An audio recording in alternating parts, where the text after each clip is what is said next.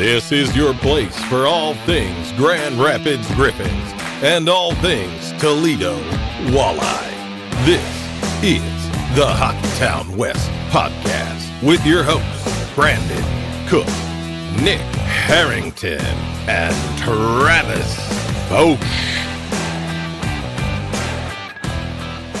Well, as the news has been slow on the terms of the Grand Rapids Griffins, which is great, we decided we'd bring you guys another interview instead of talking about nonsense and predictions and all that, because it's way too early for all that nonsense. Even though the season is right around the corner, it's still too early to tell what is going to happen with these rosters between Detroit, Grand Rapids, and Toledo. So why not do another interview? Welcome back to the Hockeytown West podcast, your source for everything Grand Rapids Griffins and Toledo Walleye hockey. And today we are joined by one of the new faces on the Grand Rapids Griffins who joined late last season. We got Dylan James joining us, and we're not going to waste any time. We're going to throw it right over to Dylan. All right, today we are joined by one of the newer faces in Grand Rapids, but Red Wings fans are well aware of who he is and are very excited about him. He was the 40th overall pick in the 2022 NHL draft. He's hoisted a Clark Cup in the same season he was Rookie of the Year in the USHL. He's played for one of the most elite college programs in all of college hockey, and he's already scored 2 goals in one game against the Cleveland Monsters, and all of us in Michigan absolutely love that. Welcome to the show, Dylan James. Dylan, man, how you doing? Doing great. Thanks for having me. So how's the summer been, man? It's a whirlwind end of the season for you. Obviously, the college season, you come make your pro debut. How are you enjoying relaxing a little bit in the summer, though? Yeah, it's been nice. Obviously, my season got extended there, and I got sent to Grand Rapids at the end of the year. But yeah, no, I'm enjoying the off season for sure. Just trying to relax as much as I can because once the season starts, it's all gas. Oh yeah, any fun trips or anything like that with the family? No, not really. I've been in Grand Forks most of the summer. I went back to Calgary for, 2 days, and we have a cabin in British Columbia, so I was in Canada for probably 10 days this summer. Heck yeah. That's awesome. Well, I want to start with your earlier career, obviously like USHL in college, but before I even get to that, I want to talk about your skating, because your skating is one of the things that everyone notices about you. And when did you learn that you were faster than a lot of the kids at your age, and who do you credit that to? Oh, it's a tough question. I don't know. I feel like obviously mostly genetics. Like my mom likes to take credit for that. She was teaching me how to skate on the backyard rink when I was 2. So every opportunity she gets, she'll take credit for that. But I don't know. I feel like I've usually been the fastest guy on every team I've been on, and I just try to use that to my advantage. I don't really know where it came from, though. Being from Calgary, like, how did you end up going the U.S. junior route and then through college in the NCAA? Yeah. Obviously, like back then, that was probably 5-6 years ago when I made that decision. It was kind of a weird one. Like everyone I was playing with was going to the Western League, right? So I was drafted by Brandon. On the way to main camp there, I drove down to North Dakota, like the U.S. route, and just checked out Grand Forks, checked out the rink. And then went to Brandon. I went to camp there, and I don't know, like, if you guys have ever been to Grand Forks and seen the Ralph, it's a hard place to turn down. So I guess I wasn't set on going college when I was that young. But once I saw that, and my uncle played at Michigan State, I don't know, in the 90s or 80s, I honestly don't even know. But so he kind of told me like how college hockey was. And yeah, I don't know. I was just kind of wanted to take a different path than everyone I grew up with. And probably the best decision I've ever made, though. I mean, you spent 1 year in the USHL before that. Just what was it like playing in that league? Yeah, definitely harder than the AJHL. But that was also a great decision by me and my family to do that. I kind of got pushed down there just because COVID. I didn't know if the AJ was going to have a season. So I kind of just, stuck to go down there. And the GM drafted me, I think, 2 years before that. And he was talking to me the whole process. So I kind of had confidence that I can go down there and make a name for myself. So, yeah. I'm glad you said that it was like harder too, because I don't think a lot of people give that league the respect it deserves. No, I mean, yeah, like everyone in Western Canada doesn't really know about the USHL, especially, I don't know, 5 years ago. But I mean, I think it's on par with the Western League and all of the CHL. Honestly, it might be a little harder to score in. But yeah, I didn't know that until I went down. You won the Clark Cup that season. Take us through how special of a season that was for you guys. Yeah, it was cool. Obviously, like I said, my first year there, didn't really go in with any expectations, just trying to get better. And I think it was around January. I remember we played in Lincoln, and the head coach, Luke Strand, like texted all of us and said like I don't exactly remember the question, but it was like a time of adversity, and we all had to respond to his text. And since then, like our team was so tight, and we made that playoff push, and man, like that's still one of my best memories in hockey is winning that. And like, I just looking back, like I could have not went there and stayed in the AJHL, and that was still one of like, the best decisions I've ever made. And you ended up winning Rookie of the Year on top of it too. Like, just what a year. Yeah, I didn't expect that either. Yeah, I don't know. So obviously you've alluded to the facilities in North Dakota, but was that the main reason for North Dakota, or why North Dakota? Yeah, I think I was 16 maybe when I committed, so I was still a little young. I wanted to be closer to home. It's that in Denver. That's the closest to Calgary. I mean, Dane Jackson was kind of the one that recruited me, and he kind of just talks all about history and the culture when he brings people on recruit visits. And I don't know, that kind of struck me, just blue collar mindset, and I don't know, that just seemed like my place to go. So yeah. Was that a challenging jump going from like the USHL to the NCAA? Yeah, for sure. I mean, it was kind of like the AJ to the U show, like a little bit harder, a little bit stronger. But I think just in college, you're going in. We only had 4 freshmen that year, all 4 were forwards, so it was a little tougher situation. But you kind of have to beat everyone else that's been there for a year or 2 or 3. So I think making an impact in the lineup was harder, and earning ice was a lot harder than the other jump. But yeah. Talk about like what makes that program so elite. Obviously we know the facilities, obviously we know the history, the culture, just what makes North Dakota the powerhouse that it is. Well, I don't know how to say that without talking about the culture, but you can talk about, we love talking about hockey culture, man. You can throw all that out there. I think just the coaching staff, like I'm in Grand Forks right now, like everyone knows who we are. It's such a small town, and I think just the support, and everyone's so passionate about hockey here. It pushes us every day. Yeah, I don't know, like the coaching staff, like Dane Jackson is such a good coach. He knows what to say in the right moments. And those things are big when it comes down to crunch time. So, I mean, there's a lot of things I probably didn't name a lot right now, but there's multiple reasons. When you're at a top tier university like that, and they have these incredible facilities, does that play a major role in your development? Yeah, it's great. Like that's why I'm still in Grand Forks right now, is we have everything. Like the team's here right now, but like nights like tonight, I'd go back to the rink and shoot pucks in the shooting room. Like you kind of can't get those things when you're in Calgary, like just working out at some facility. So I like to take advantage of that. But I mean, I've been here for 4 years. I could have done that any night. You guys probably seen the weight room. Like there's not really an excuse to not get better. So, yeah, it's been big. What was it like winning 2 Penrose Cups up there? Yeah, super cool. One was actually in Grand Forks, I believe, my sophomore year. I mean, winning anything at the Ralph is sick, even just a game. But yeah, that's kind of like the standard we talk about here in North Dakota, is winning Penroses and obviously national championships, but it starts with the regular season, right? So, do you have a favorite NODAC team you were on, or is that like asking like a parent to pick their favorite kid with being there for 4 years? No, it was definitely the last year. It's just like that was one of the tightest teams I've ever been on. Either that or my sophomore year. Like sophomore, we made the tournament and obviously lost to Michigan in that game. You guys might remember watching that. I don't know if you're Michigan fans, but I am. I'm sorry. Yeah, but yeah. No, I think last year was just super tight. Like we pushed to the Frozen Four. Just cool experience, all that. Obviously, you might be a little biased to this, but do you think the NCHC is the best conference in college hockey? Oh, yeah.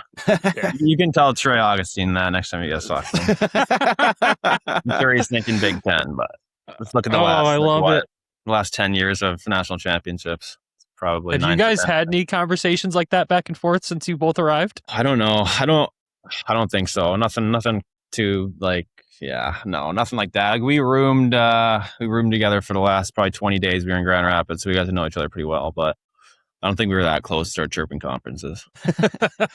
I know we asked him when he was on about like chirping the Swedes from his World's medals there, and he's like, no, I don't just carry it around with me, but maybe one of these days. Maybe. Yeah. And doesn't NODAC have like the big student section? They have the big line for like every game, and it's like a dead sprint to get to like, because it's all general admission in one end. Yeah, so I remember playing the Gophers. It might have been this year. Like it was like a good, I don't even know, 100 yards, maybe further, of just people lined up in tents. Like we'll come there. We'll leave practice on Thursday around like 11, and there's some tents there for Friday night. Like, oh my gosh, you get that seats, so it's pretty cool. That's so sick. Was there another Red Wings prospect that you played against in the NCHC that like really impressed you, especially after you got drafted by the Wings? Definitely Max Plant. Yeah. Never fun playing the Bulldogs. Yeah. Yeah, I was always had to watch out for his line. I got line matched a couple times, and I think he burned me twice. So, great. So take us through your draft day. Like, what were the emotions for you? What was going through your head when you found out? What was that phone call like? Yeah, so that was the year I played in the USHL. Had the combine right after, so I didn't want to go to the draft. I just wanted to stay home with my family. It's been like 10 months since I saw him, so I was actually in Calgary for the draft. We were just watching on my couch. Honestly, I woke up like 20 minutes before it because I wasn't expecting to go that high. But yeah, we were just on the couch and saw the reaction. I think Cleary called me after. I don't know. This is 4 years ago, guys. You're testing my memory. Yeah, I don't know. It was good though. It was obviously cool. Just the history of the Red Wings and whatnot. It's cool to get drafted by them. So, like, after you go through an entire college season, is it like an easy decision to like just go and join the Griffs like right after that, after your season in college ended? I don't know. Like playing your last college game, you're kind of bummed and like just want to hang out with the guys, right? So, I did that for 3-4 days, and then I signed and left. So I still got that time to hang out with the guys, but yeah. So you just got to move on and figure it out. Then like turning pro, like. You see like a former teammate of yours in Jackson Blake going to get into pro, have a great start to his career. Did you like reach out to him for any advice, like just with jumping to the pro game? No, I haven't. I mean, yeah, he's had a lot of success, but like there's other guys that, a lot of guys I've played with have played pro and they're back here in the summers. So I get to talk to them about it, but just goes that tight bond. Yeah. But no, I haven't really reached out about that yet. Maybe I should take your advice. I don't know if you want that.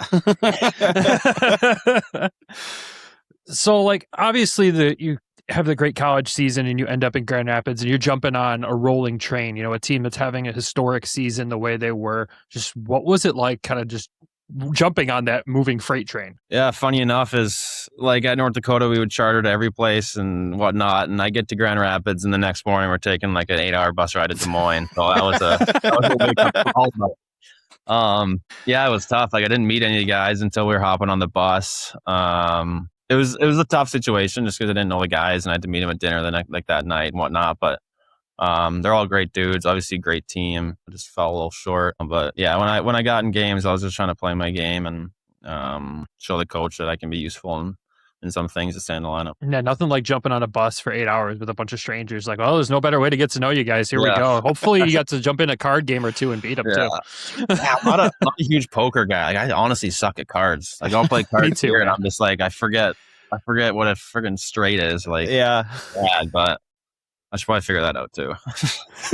You mentioned like just getting into a game and playing your game. Like, was that first pro game, was there like a noticeable pace difference? You know, a lot of people have asked me that, like since I came back, like all the guys still here. And like, honestly, no, like, I don't know if it's just the NCHC or all of college hockey, but every game in college is like a playoff game. So jumping into that game in Des Moines, like I think it was a Wednesday, there was probably 400 fans. Like it was a little different.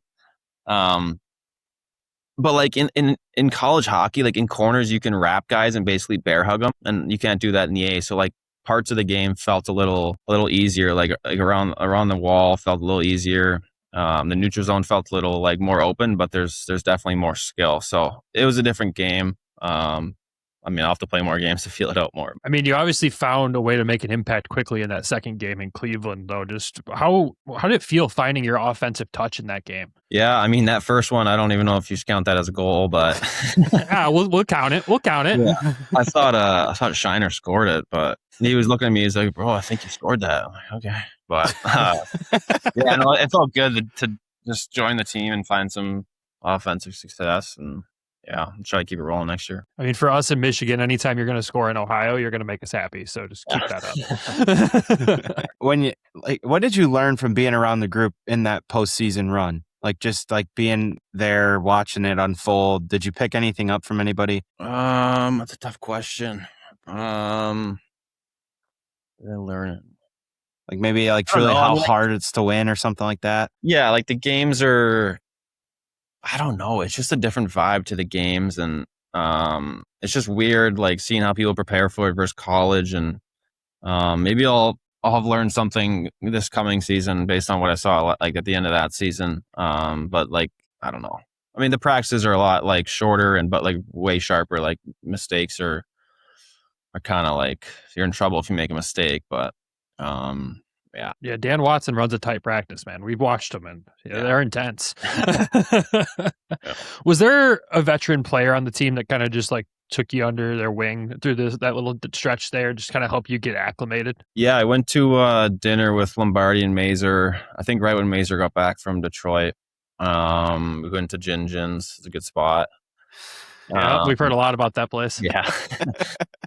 But like Shai Buyam, like kind of like all the guys that were getting scratched in those last couple games, I kind of got close with, like Becker and Doucette and whatnot. So yeah, it was good. It was nice of them to, kind of let me and Trey and Jesse get into the group. I was going to say, I got told to ask you about Jesse because it seemed like you guys have become best buds since you both arrived Trey? here. It might have come from Macy or Andrew. Oh, perfect. Oh, Jesse, what are you going to ask me about him? Let's hear it. Just like, what's that relationship been like? Because obviously, like, you guys are both new to the team. He's trying to navigate the English world. Just how did you guys become so close so fast? Yeah, so last summer we went to Detroit a little early to Dev Camp, and we were staying together. That was the first time I ever met him because I think he got traded from Nashville that summer or sometime in that time frame. But he's just a goofy dude, man. Like he'll crack jokes and like it sounds like half English, half like Finnish, but you didn't know if he actually like said anything at all. And like me and Trey Jesse would say something and me and Trey would look at each other like, is he talking to us? Like, is he even speaking English? Like, what did you just say? So yeah, I'm helping him with English and whatnot, but I roomed with him for those first 20-ish days, and then when he went home, I moved with Trey, so I had both of them. Oh, nice. Yeah. Two very different personalities there. Oh, yeah. What's maybe one thing after last year that you were kind of looking forward to the summer to work on for next year? Yeah, obviously getting stronger. I put on 7-8 pounds since the end of a GR. But I feel like most of the game now, especially like a bottom six guy, is you're playing like along the wall the whole game. And I've been working on that a lot, catching rims, shoulder checking on those. Tips in front of the net, like that's kind of my game. If you guys watch my games, like I guarantee 80% of my goals were scored around the crease. So I'm just working on those types of skills. Sorry, that's exactly what we need around here. Well, that's what I was told. So just the biggest difference, explaining it to a fan's perspective, the biggest difference to college and pro off the ice. Yeah, no, I was actually shocked. Like college, you wake up at 7:30, go eat breakfast with the guys, skate, work out, go to class with the guys, have dinner at the rink with the guys, and you live with 3-4 other guys.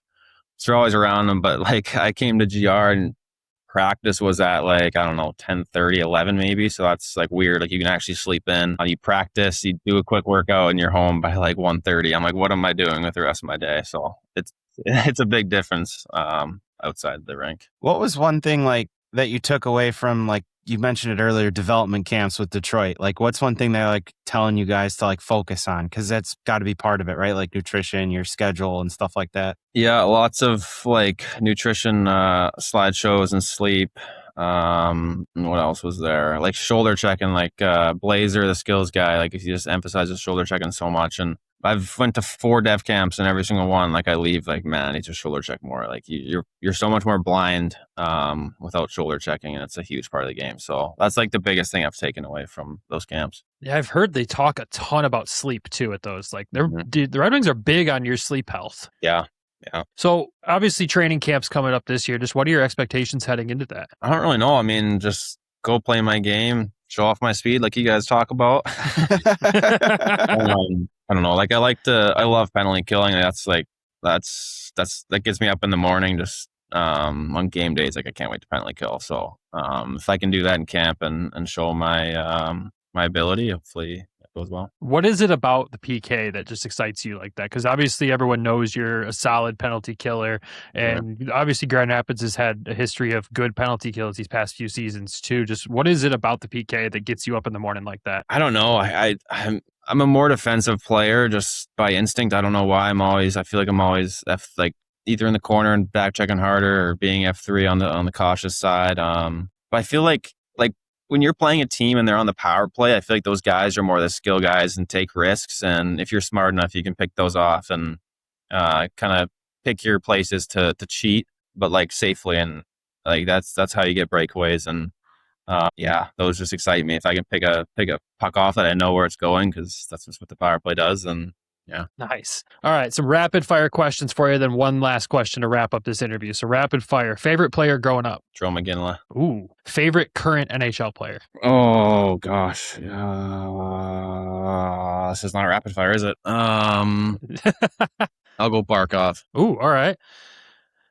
Favorite arena you've played in? Does the Ralph count? Yeah, they all count. Of course. Least favorite arena you've ever played in? Ooh. I'll go Clarkson. Wasn't a fan of that one. Favorite pregame meal? A pasta with tomato sauce and a good bun with butter. Now the favorite postgame meal? Chicken tenders. Oh, that's a good one.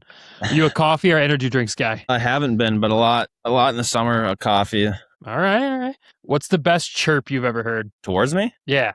Oh, I don't know. I feel like I don't get chirped a lot, but I've got this since like Bantam. Everyone says I wear mascara and I look like a girl, so that's something. Oh, what? Every I swear, like every level I've been at, everyone's like, you take the mascara off or something. It pisses me off. That's the only thing. What's the best chirp you've ever given? I feel like you're a chirper out there, especially in college. Like, when I get to eat, I'll say some stuff, but that's obviously I can't say on here. I'm not. I'm not chirping from the bench. No, not a bench chirper. Oh, the odd time maybe, but it's probably not. I say leave that to Austin Watson last year. Yeah. Oh, he'll chirp. Oilers or Flames growing up? Flames. And then the follow up on that is, are you sad to see the Saddle Dome go? Yeah, I am. I played on that sheet once, and I was like 12, and it was the coolest thing ever. So, yeah, I can imagine. All right, then the last question for this interview for you: if we talk to you next off season, you look back at the season, what do you consider this season to be a success for you? Ooh, I don't know. I feel like you play the game to win, right? So a championship wherever I am, that'd be sick. I love that you and Trey have now given us the same answer. Same answers. Yeah, that should get the fans amped up right there. Yeah. And why else do you play? Like I said, exactly. Like Clark Cup run was like the coolest memory, and you want to make more of those, right? So yeah, amen to that, man. Well, dude, I can't thank you enough for taking time out of your summer to do this with us. I know the season's rapidly approaching, so enjoy the rest of the little bit of summer you have left. We're looking forward to seeing you at Van Andel this year, and brace yourself for just my stumbling through post-game questions when we get you up there. Trust me, it's rough sometimes. Old race. All right, thanks, man. Yeah, thanks, yeah. The Stanley Cup playoffs are here, and DraftKings Sportsbook, an official sports betting partner of the NHL, has a new customer offer. When the ice gets coldest, the best players in the world show you exactly who they are. Playoff warriors turn it up round by round, and DraftKings turns it up with them from the first round all the way to the Stanley Cup final. Bet player props, bet live, from the opening faceoff to the final horde, every moment matters. New DraftKings customers bet just $5 and you'll get $100 in bonus bets instantly. Download the DraftKings Sportsbook app and use code THPN so you're ready for the moment. That's code THPN. Turn $5 into $100 in bonus bets instantly. In partnership with DraftKings, the crown is yours. Gambling problem? Call 1-800-GAMBLER or 1-800-MY-RESET. New York, call 877-8-HOPE-NY or text HOPE-NY. Connecticut, call 888-789-7777 or visit ccpg.org. On behalf of Boot Hill Casino in Kansas, wager tax pass-through may apply in Illinois. 21 and over in most states. Void in Ontario. Restrictions apply. Bet must win to receive bonus bets which expire in 7 days. Minimum odds required. For additional terms and responsible gaming resources, see sportsbook.draftkings.com/promos. Limited time offer. And welcome back to Just Travis and myself. Thank you again to Dylan James for taking some time out of the end of his summer here to chat with us. Thank you again also to the Grand Rapids Griffins for helping us line that up. Trav, man, Dylan's a fun guy. Like, you could just kind of tell he's all hockey, and he's just ready to come play his game. But what was your takeaway from the interview with him? I think the biggest takeaway I had, I didn't say it on the show, I actually said to him after, is like how much like he loves to play like defense, but progressively scored more goals in his college career every year. And how he kind of told us after the fact that like good defense leads to good offense, and then you go from there. So I think just like, he's a two-way player. And also how much he loves Nodak. Like, he is a Nodak through and through. Yeah, you can tell. And obviously there's great reasons behind that too. And you're spot on with the, how much he loves to play defense. When you start talking about penalty killing, obviously that's an exciting thing for us. When you look at the history of the Griffins penalty kill, it's been pretty good. And you look at the core that's coming back, and some of those guys are your top penalty killers, and you add a kid like him into the mix that, wants to poke those pucks free and get those breakaways like we see Shine and Dries do all the time. And he's got this speed that fans in Grand Rapids, if they haven't watched him in college, they don't really know what to expect yet with speed. And I know, you lose a guy like Amadeus Lombardi in the lineup who had tons of speed, but you're kind of just replacing that speed with Dylan James. And it's going to be a lot of fun to see what he can do. I think the thing that also stood out for me too is just like the talk of the player along the boards, right? You got to win those board battles. And it seems like he has the knowledge and will and know how to go do it. And that's just something else that we've been wanting to see more out of the Griffins, right? Win those board battles, crash the net, be around the net to score goals. He's going to be that guy. And it was funny too, because like he mentioned it, and I didn't say anything about it when we interviewed, but he said, they're playing that bottom six role. But I feel like this is a kid that can crack the Griffins, top two lines pretty easily. There's potential. I mean, I feel like they're not going to try to rush him into a role potentially. Yeah, that's not Dan Watson's style. No, he's not going to rush anything. Yeah, like we've seen in the past with White, where like maybe he'll start a guy like, in the bottom six, and then 3 games later he's in the top 6 already. So good look for, potential to do something like that for sure. I mean, especially if the way he scored last year in college, if he can kind of translate that. Christ, he scored 2 goals in the same game this year at the end of the year. So he showed that he can find the back of the net. And if he's a reliable 2-way player, yeah, the sky's the limit. And I mean, putting on 7 to 8 pounds in the offseason too, there's never anything wrong with that. Yeah. And I think another thing that really stood out to me too, like you said, is you mentioned the board play, but the shoulder checking, like how important that is.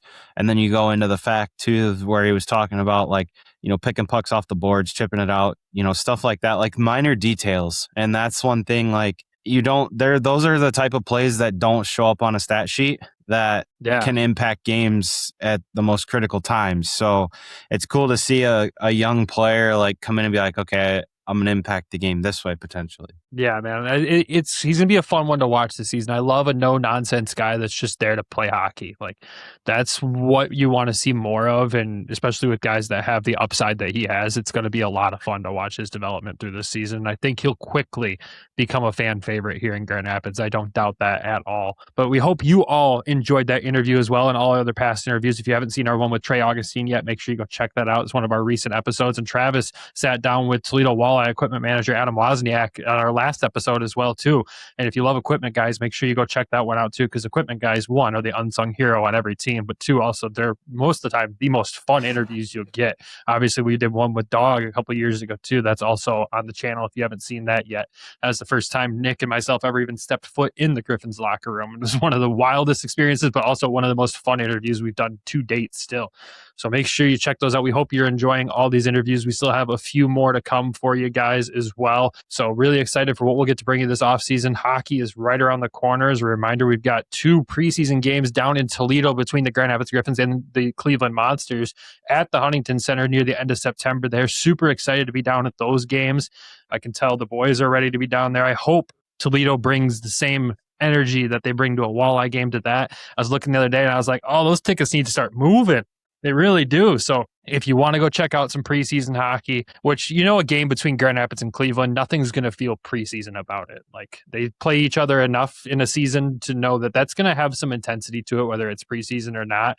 But also at the same time, the Huntington Center is one of our favorite places to watch hockey. So definitely would recommend picking up a ticket. They are cheap as well. So yeah, a very cheap affordable night out in Toledo. There's some affordable. great food spots in Toledo as well. So make sure you head down there and check that out. But that's all we've got for this episode for you guys, because no other news is broken, which has kind of been nice. We have some Toledo signings to talk about on a next Toledo episode for you guys. And we have a couple more interviews, like I said, from the Grand Rapids Griffins side of things coming your way too. So stay tuned for that. Before we go, we got to thank the sponsors of the show, DraftKings and Everything Hockey Clothing Company. When you're betting with DraftKings, use code THPN. And when you're shopping at everythinghockey.com, use code WEST to save a few bucks off your order. We also got to thank our lovely Patreon subscribers. A reminder that our Patreon is free for the summer because there hasn't been much content on it. It has been an incredibly busy summer for all of us.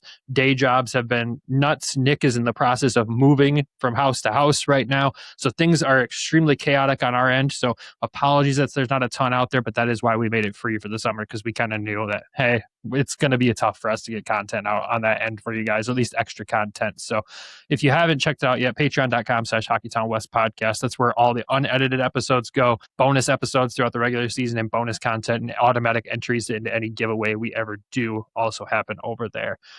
All right, buddy. Well, that's it for this one. Thank you again to you for jumping on and doing this with me tonight as well, or I would have been rolling solo in that one. So I appreciate you. Appreciate all you listeners for checking it out. And everybody have a fantastic week. And as always, go Griffins, go Walleye. And we'll talk to y'all again soon. Thank you for tuning in to the Hockeytown West podcast. Be sure to check us out on Twitter at HockeytownWPod and your hosts, Nick at GR Hockey Guy, Brandon at Brandon GR Hockey, and Travis at Trav in T-Town.